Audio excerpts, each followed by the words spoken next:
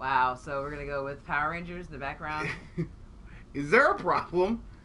No, especially since we giant robots, giant monsters.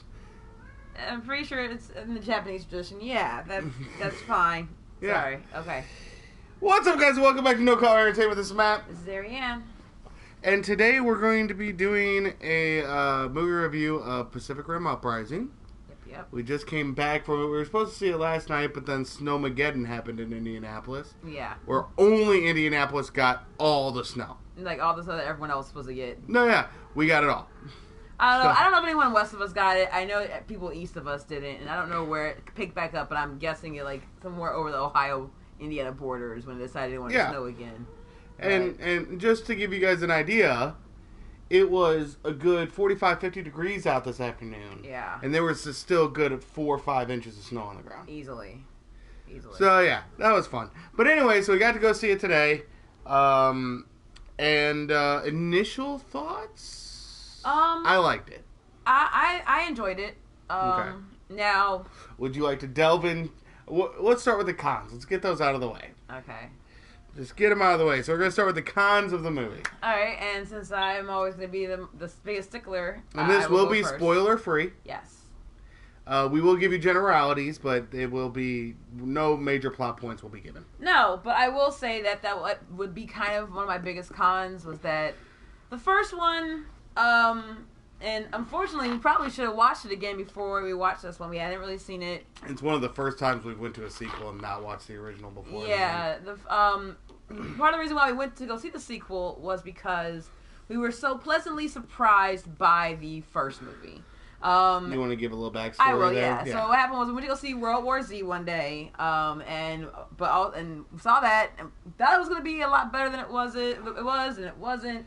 And it was okay, but I mean, not the hype had lived up to it or anything like that. Or lived up to the hype, I guess. In my opinion, there are a lot of things that I felt really were lacking in it. This is not a critique on that movie. It's another time.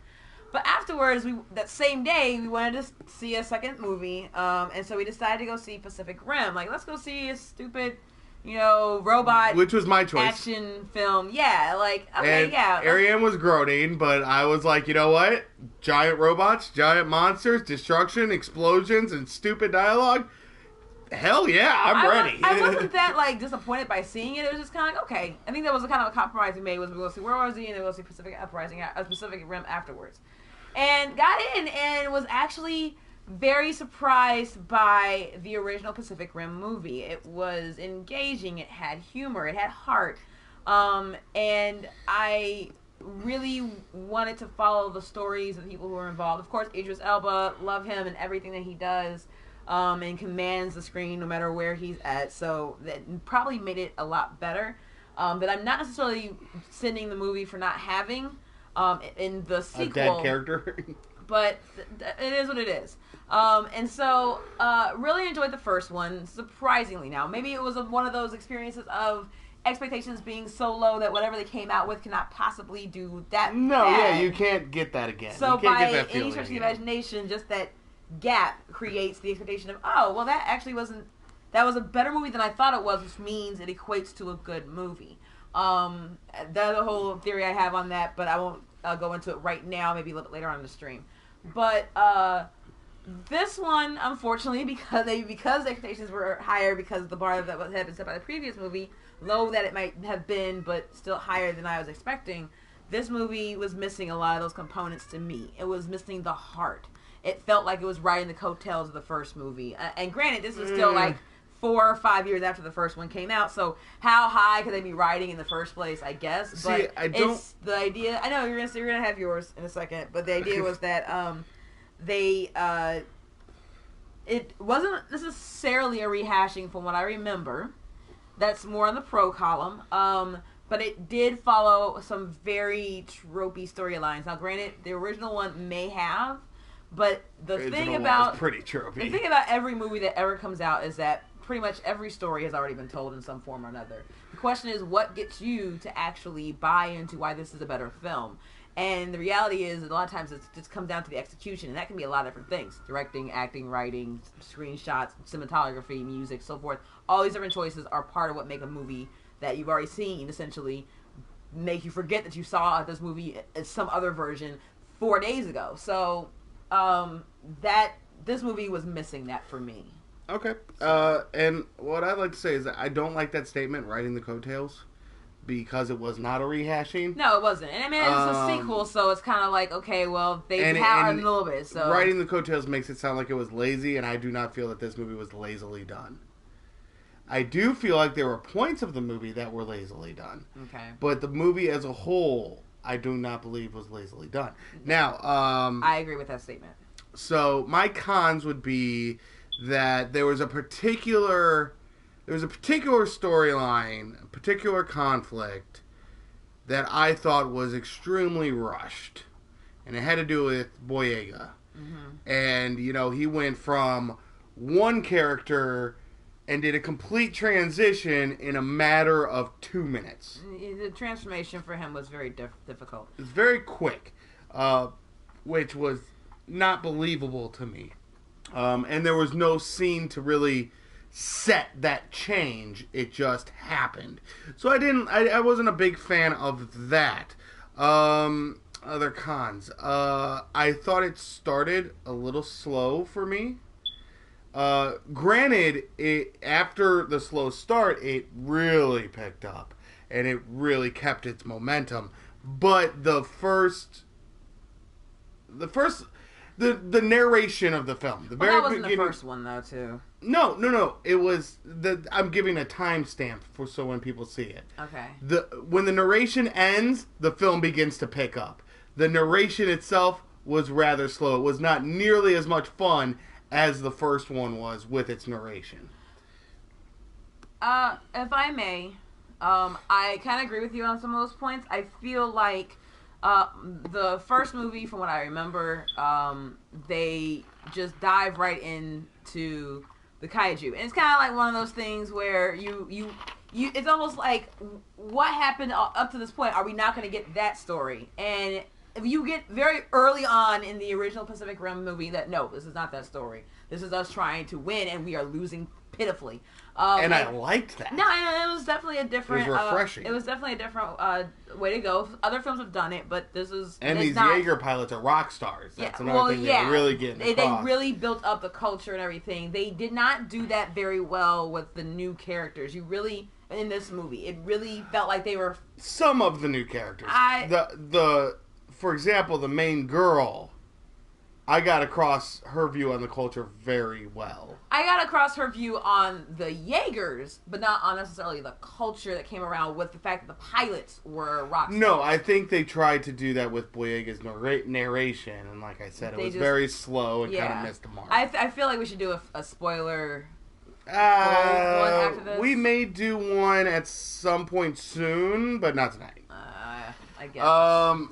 But so there's so much more I want to talk about since we just got finished watching. I know, but I think that pretty much covers the major cons. No, there's another one for me too. Aside from the heart, the other con for me, without going too much into the actual story, is that it felt like they couldn't make up their mind as to what story they wanted to do.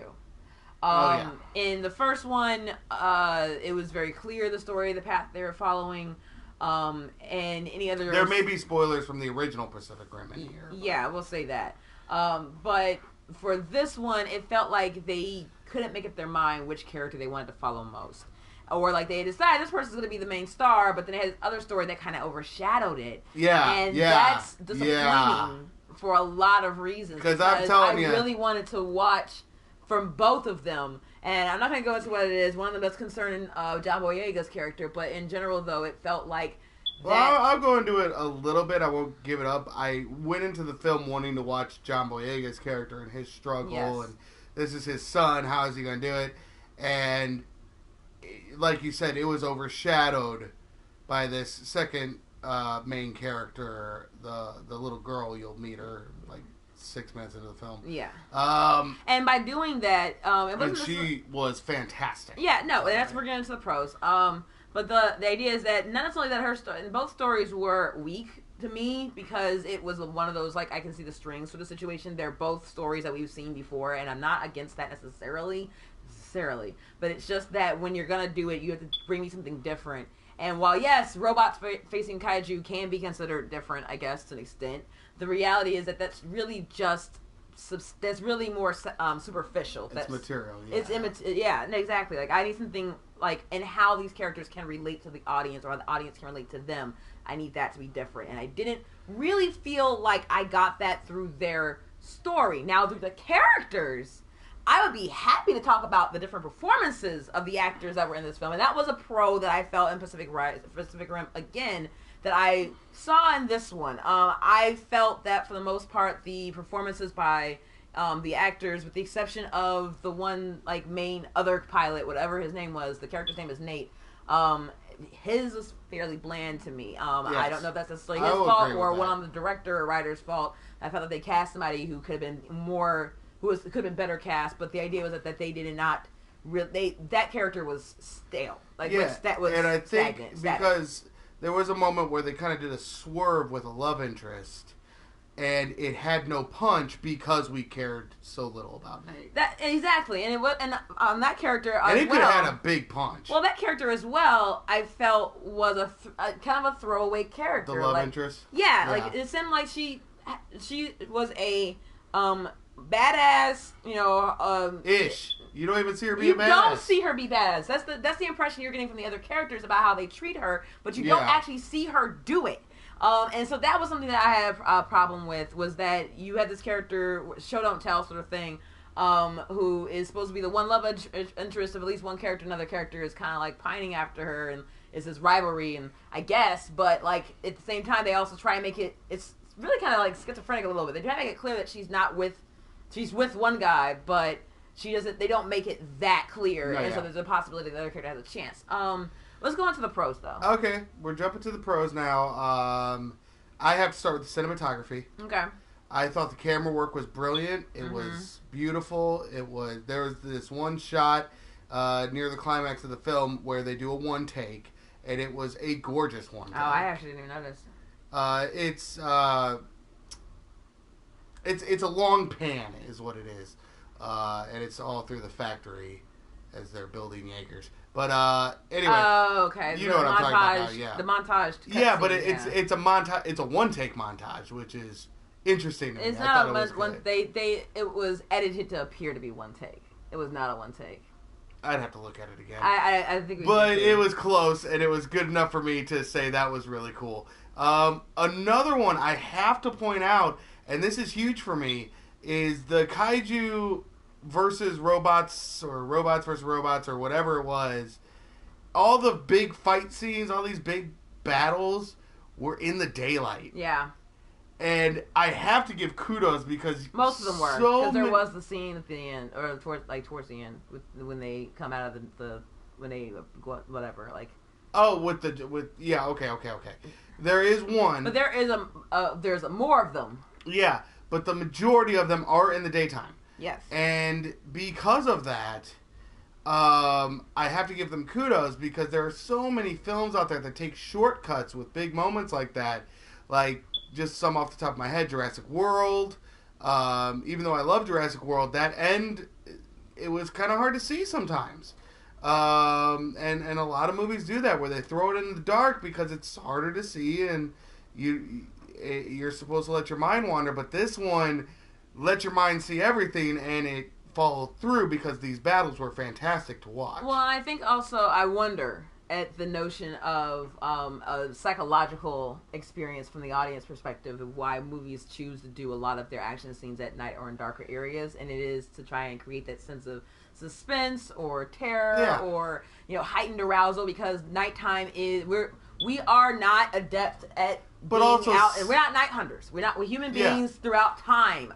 We organize and do everything in the daylight, and nighttime is when we retreat to our hovels. We're not nighttime predators. Yeah, but also it feels like a shortcut for me from the studio, because they don't have to show every single detail on this kaiju, on this Jaeger, because not all the light's hitting them. Yes. But when it's in the daylight, there's a sun, there's a major entity shining light onto these creatures, and you have to show every detail. No, yeah. Otherwise, you will screw up. That's absolutely plausible, yeah. And that's part of the reason I really enjoyed it, because I got to see it all. I got to see these details, and yes, I knew it was going to be heavy on CGI. Of course it is.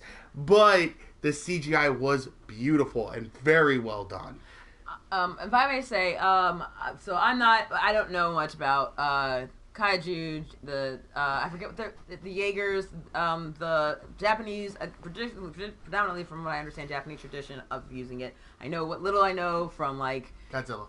No, not even Godzilla. One of my favorite animes, once upon a time, was The Big O. It was on Adult Swim. It's one of those big robot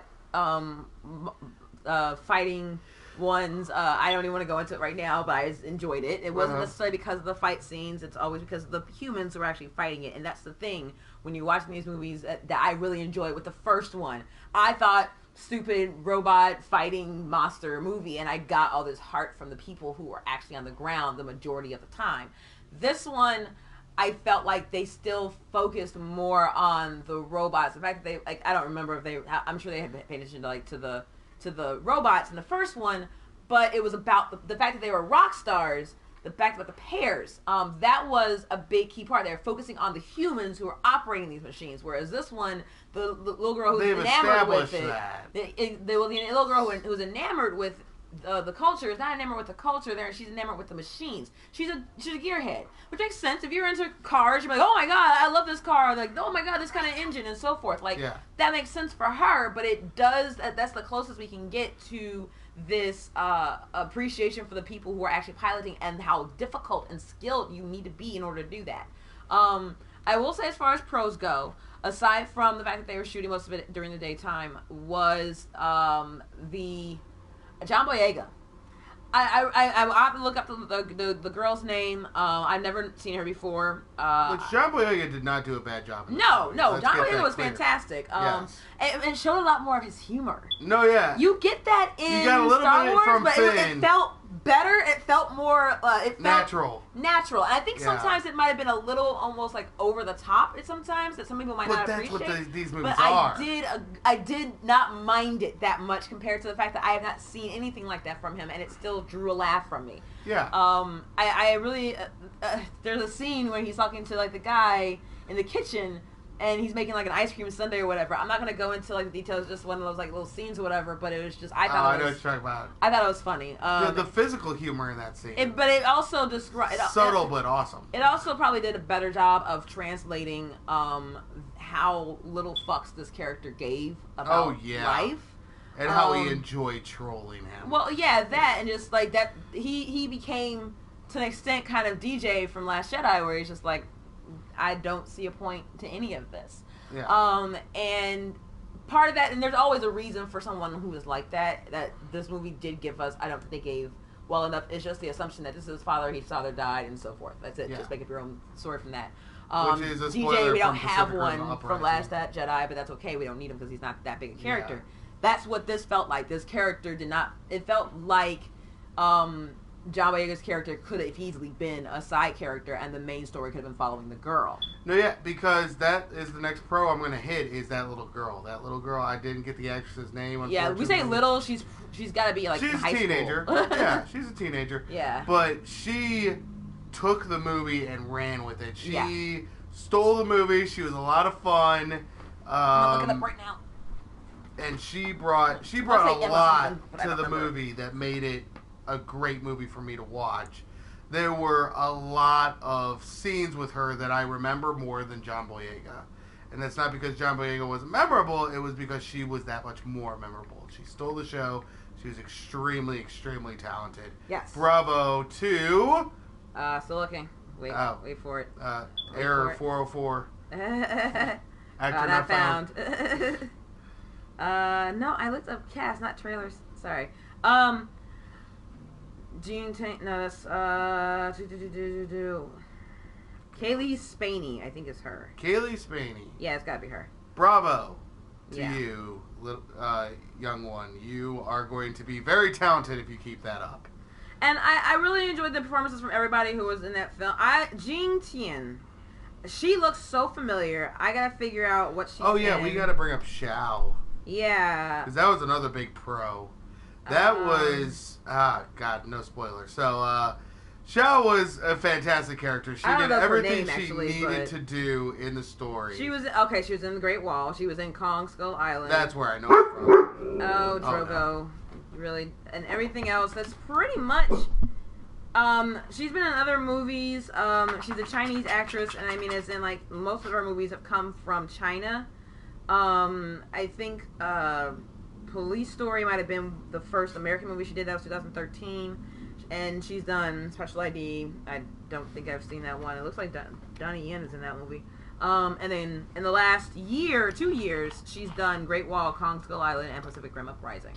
And she's a good actress. Because I remember her being my favorite part of Great Wall. Yeah. And I do not remember her in Kong Skull Island, though, but that was also a very good movie. Yeah, I vaguely remember her in that movie. But Pacific Rim... They gave her a very, I thought, memorable entrance. I won't spoil it. That I recognize, okay, this is a character that I need to pay attention to.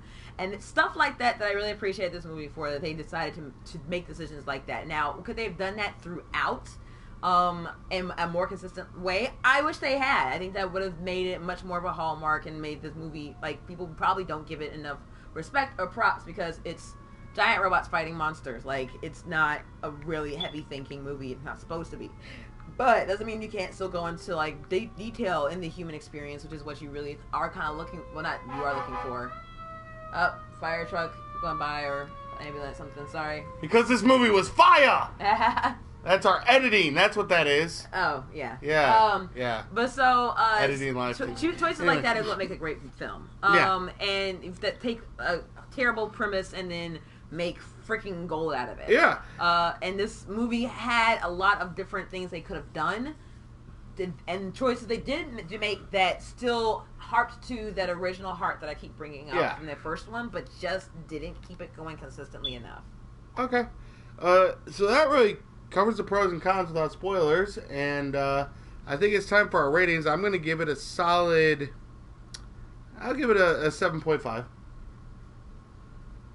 Which means Ariane will give it a 7 or a 6.5. I give it a 7. See? 7.2 maybe. See? Yeah. You will never rate a movie higher than me. I am calling it now. That's not true. I could. Calling it now. No, I think I actually rated, they killed my father. First They Killed My Father. I think I read that one higher than you. Yes. Actually, yeah. I think you did do that one a little higher than me. It's probably going to be your hard-hitting dramas that I'm typically probably going to rate higher. And I think that's because when I go into a movie like Pacific Rim Uprising, my bar is significantly lower than when you pick a movie like They Killed My Father first. Because when I hear Angelina Jolie... Or First They Killed My Father. When I hear Angelina Jolie based on this incredible true story, this heart-wrenching true story...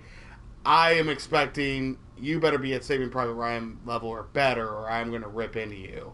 Whereas when I walk into Pacific Rim Uprising, I'm able to see some cool action. I got that, so I'm a little more forgiving on everything else. I feel like I walk into most movies, not most movies, that's not true. I'll go into some movies, and no matter how bad I think the movie is going to be, there's still a certain level that I expect it to rise up to. And now, don't get me wrong. I feel like we have this conversation all the time. We had it after Black Panther. I feel like we should review that movie at some point, but I would also like to see it again before we do so.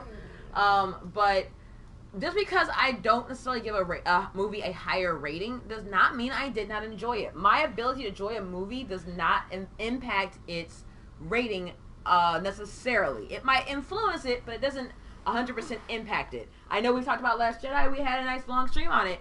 I still, to this day, will give it no higher than an 8.5, even though I have watched it on bootleg multiple times and cannot wait to buy it so I can watch it for real without, like, subtitles or crappy, digital editing or whatever. Like, the idea is that I can... Tremors, one of my favorite movies in the world. It's not a great movie. I recognize that, but it's also a fun fucking movie, and I will watch it every time I get a chance, and then some. Like, that sort of thing. Like, so I give it a 7.2. I would have given the first one, actually, a solid 8. Like, I honestly really enjoyed that movie and was surprised by it and was glad that I watched it. This movie did not make that bar. I go into a crappy movie and I still expect to be entertained. And if I don't get certain things, or if I feel like I can call certain things a lot sooner than I'm supposed to as an audience member, like we were doing in the audience today, during certain scenes, then maybe I'm just too, adept a movie watcher to be able to just let it wash over me. But that's what I'm looking for whenever I go see a film. I want you to make you forget that I'm watching a movie. Yeah. And it's difficult. That's why not everyone gets to make films. So there you go. We got a 7.5, a 7. Now, for the next choice, you have theater, rent, or don't bother. I would say rent. I would say theater will be nice because I am saying go to the theater and watch this. Do not rent it after that. You don't have to watch it after that. But you should see it in the theater because of those action scenes being in daylight. You get to enjoy the details a little more. The big screen is where this movie should be viewed. I feel like this movie is one that you can pass if you're trying to figure out financially if this is a movie that I need to be paying money to go see out like $12 a pop right when it comes out. As much as I want to support this film, which is why it's difficult for me to say go ahead and rent it. I do feel like it's probably much more of a rent film than it is a theater film. If they do another one, we will probably still see it in the theater. So I take that what you will. Take it for what you will. We still saw it in the theater. Like it's a rent one. But if you really have to go see a movie this weekend and you don't have anything else that you want to do, then yeah, I would recommend doing this one, but don't rush out to the theater like, oh man, I didn't get to make it to Pacific Rim Uprising while it's still in the theater. I'm sorry. Oh man, I didn't get to make it to see Last Jedi when it was still in the theater. Fuck, really? I am so sorry. Like, that sort of thing. Like, there are just certain experiences that I think are inherently better in a theater setting. This movie does not make that mark. Okay. Well, that's Pacific Rim Uprising, so you should definitely watch it.